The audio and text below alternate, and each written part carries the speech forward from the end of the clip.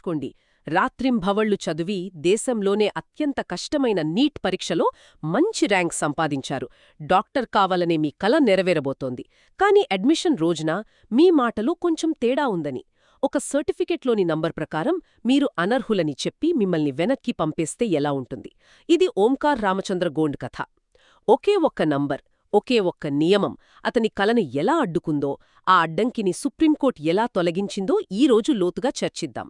అవును, ఈరోజు మనం Omkar Ramachandra Gond versus union of India case గురించి మాట్లాడుకుందాం. ఇది కేవలం ఒక విద్యార్థికి వచ్చిన తీర్పు కాదు, వికలాంగుల హక్కుల చట్టాన్ని, మన రాజ్యాంగ విలువలను ఎలా అర్థం చేసుకోవాలనే దానిపై సుప్రీంకోర్టిచ్చిన ఒక పాఠం. ఒక మనిషి సామర్థ్యాన్ని కాగితం మీద ఉన్న అంకెలతో కాకుండా వాళ్లలో ఉన్న నిజమైన టాలెంట్తో ఎలా చూడాలనేది ఈ తీర్పు మనకు చూపిస్తుంది. అయితే ముందుగా ఈ కథ వెనుక ఉన్న వ్యక్తి గురించి తెలుసుకుందాం. ఎవరు ఈ ఓంకార్? అతని ప్రయాణమేంటి? ఓంకార్ మహారాష్ట్రలోని లాతూర్ అనే చిన్న పట్టణానికి చెందిన ఒక చాలా తెలివైన కుర్రాడు. 10వ తరగతిలో 97.2% మార్కులు సాధించాడు. అంటే దాదాపుగా పర్ఫెక్ట్ స్కోర్. వావ్!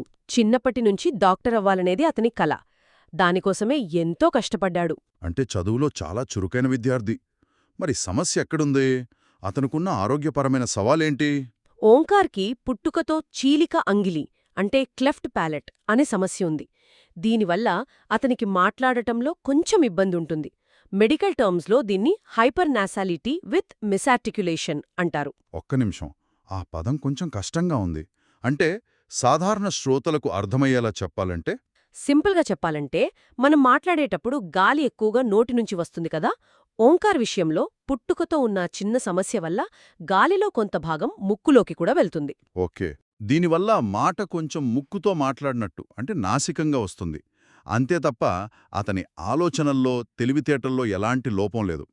అతను చెప్పేది ఎదుటివారికి స్పష్టంగానే అర్థమవుతుంది. ఓకే, అర్థమైంది. సో అతను నీట్ పరీక్ష రాశాడు, వికలాంగుల అంటే పీడబ్ల్యూడీ కోటా కింద అప్లై చేశాడు, క్వాలిఫై కూడా అయ్యాడు. అంతా బానే ఉంది కదా. మరసలు సమస్య ఎక్కడ మొదలైంది? ఏ రూల్ అతన్ని అడ్డుకుంది? ఇక్కడే అసలు ట్విస్ట్ ఉంది.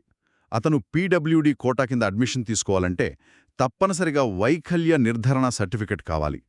దానికోసం వెళ్ళినప్పుడు అక్కడి సెంటర్ అతని వైకల్యాన్ని 45%గా నిర్ధారించింది. సాధారణంగా ఇది మంచిదే, ఎందుకంటే 40% దాటితేనే రిజర్వేషన్ వర్తిస్తుంది. కాని ఇక్కడ అదే అతనికి శాపంగా మారింది. 45% ఉండటం శాపంగా మారడమా? అదెలా? నేషనల్ మెడికల్ కమిషన్ అంటే ఎన్ఎంసి నిబంధనల ప్రకారం ఎవరికైనా ప్రసంగ వైకల్యం 40% లేదా అంతకంటే ఎక్కువ ఉంటే వాళ్ళు ఎంబీబీఎస్ చదవడానికి అనర్హులు. ఏంటి? అవును. దీంతో ఏ కోటా కోసమైతే అతను అర్హుడయ్యాడో అదే కోటాకు కారణమైన వైకల్యం ఇప్పుడు అతన్ని కోర్సుకే దూరం చేసే పరిస్థితొచ్చింది.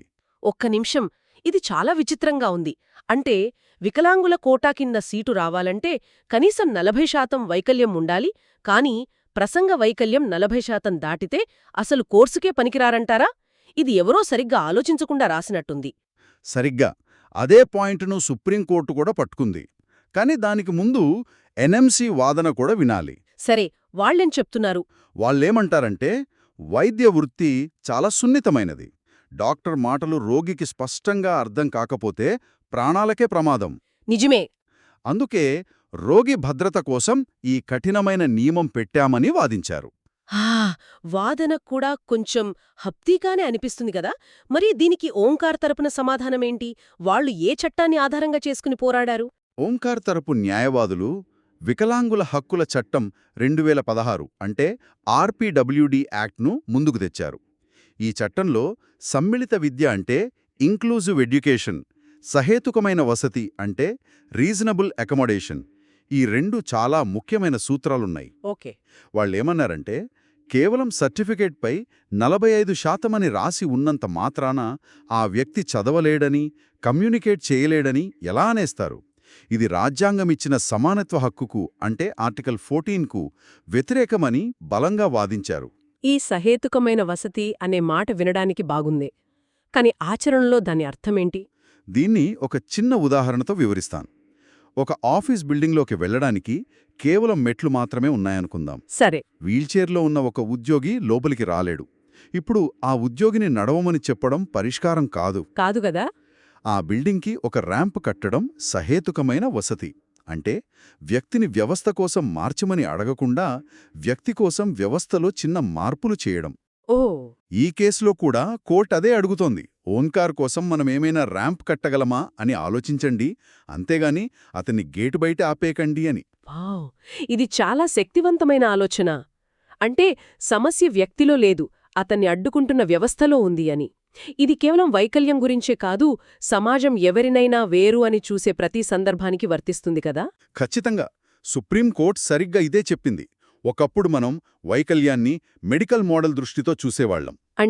అంటే సమస్య ఆ వ్యక్తిలో ఉంది, దానికి వైద్యం చెయ్యాలి అనుకునేవాళ్లం. కాని ఇప్పుడు మన చట్టం హ్యూమన్ రైట్స్ మోడల్ వైపు మారింది. Human rights model. అవును. దీని ప్రకారం అసలు సమస్య వ్యక్తిలో కాదు, వాళ్లను అడ్డుకుంటున్న సామాజిక, వ్యవస్థాగత అడ్డంకులలో ఉంది. ఆర్పీడబ్ల్యూడీ చట్టం యొక్క ఉద్దేశ్యం మనుషులను దూరం పెట్టడం కాదు, అందర్నీ కలుపుకుపోవడం అని కోర్టు చాలా స్పష్టంగా చెప్పింది.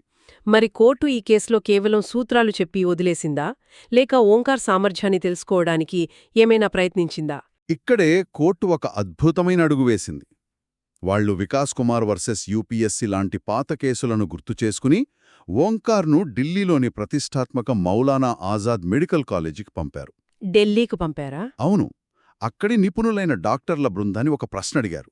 వాళ్ళడిగిన ప్రశ్న అతని వైకల్యం శాతం ఎంత అని కాదు. మరేమడిగారు? ఈ అబ్బాయి ఎంబీబీఎస్ కోర్సును విజయవంతంగా పూర్తి చేయగలడా అని. ఆహా, ఇది కదా అసలైన పరీక్ష. అంకెల నుండి సామర్థ్యం వైపు. చాలా మంచి మార్పు. మరి ఆ మెడికల్ బోర్డు ఏం చెప్పింది? ఆ బోర్డు ఓంకార్ను క్షుణ్ణంగా పరీక్షించింది. వాళ్లు తమ రిపోర్ట్లో అవును, అతనికి 44% వైకల్యం ఉంది, కాని అతని మాటలు అర్థం చేసుకోగలిగేలా ఉన్నాయి, వైద్య విద్యను అభ్యసించటానికి ఇది అడ్డంకి కాదు అని చాలా స్పష్టంగా రాశారు. ఓ గ్రేట్. అప్పుడు సుప్రీంకోర్టు ఈ కార్యాచరణ సామర్థ్యం అంటే ఫంక్షనల్ కాంపిటెన్సీ ఆ సర్టిఫికేట్లోని 45% అనే నంబర్ కంటే 1000 రెట్లు ముఖ్యమని తేల్చి చెప్పింది. అప్పుడు తీర్పు ఓంకార్కు అనుకూలంగా వచ్చిందనమాట. అవును. సుప్రీంకోర్టు ఓంకార్ అప్పీల్ను అనుమతించింది. అతని అడ్మిషన్ను వెంటనే ఖరారు చేయమని ఆదేశించింది.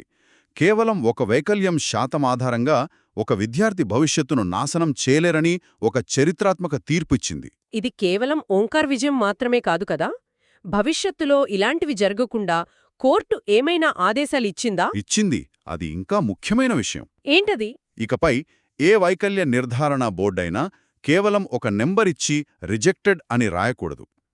ఆ వైకల్యం నిజంగా ఆ కోర్సును పూర్తి చేయడానికి అడ్డంకిగా మారుతుందా లేదా అనే దానిపై కారణాలతో కూడిన రిపోర్టివ్వాలి. ఇది చాలా పెద్ద మార్పు. అంతేకాదు, ఎన్ఎంసీ తన పాతకాలపు నిబంధనలను మార్చుకుని వాటిని ఆర్పీడబ్ల్యూడీ చట్టానికి అనుగుణంగా అందర్నీ కలుపుకుపోయేలా మార్చాలని గట్టిగా ఆదేశించింది. ఇది ఒక వ్యవస్థాగత మార్పుకు నాంది పలికింది. నాకు ఆ తీర్పు ముగింపు బాగా నచ్చింది. కేవలం చట్టం గురించి మాట్లాడి వదిలేయకుండా సుధాచంద్రన్, అరుణిమా సిన్హా, బీథోవెన్ లాంటి వాళ్లని గుర్తుచేయడం, అది కేవలం తీర్పు కాదు, ఒక బలమైన సందేశం. నిజం. వైకల్యం అసమర్థత కాదు అని కోర్టు ఆ ఉదాహరణలతో ఎంతో అందంగా చెప్పింది.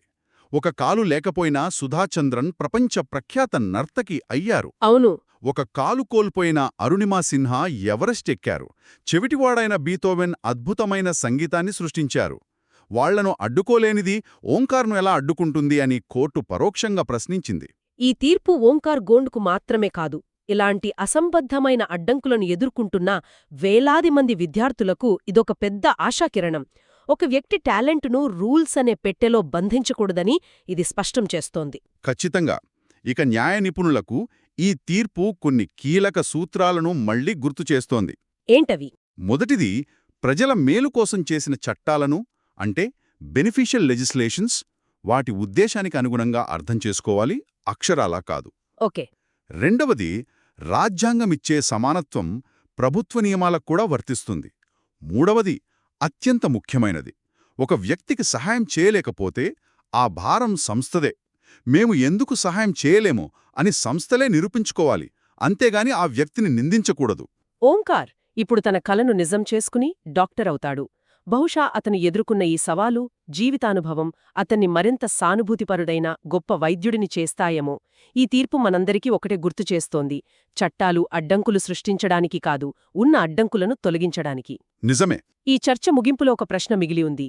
ఈ సహేతుకమైన వసతి అంటే వ్యక్తి కోసం వ్యవస్థ మారాలనే ఈ గొప్ప సూత్రం కేవలం విద్యకు, వైద్యవృత్తికి మాత్రమే పరిమితం కావాలా? లేక ప్రభుత్వ ఉద్యోగాల నుండి ప్రైవేట్ రంగం వరకు అన్ని పోటీ పరీక్షలకు, అన్ని వృత్తులకు దీన్ని వర్తింపజేయాలా? దీనిపై మనమందరం ఆలోచించాల్సిన అవసరముంది.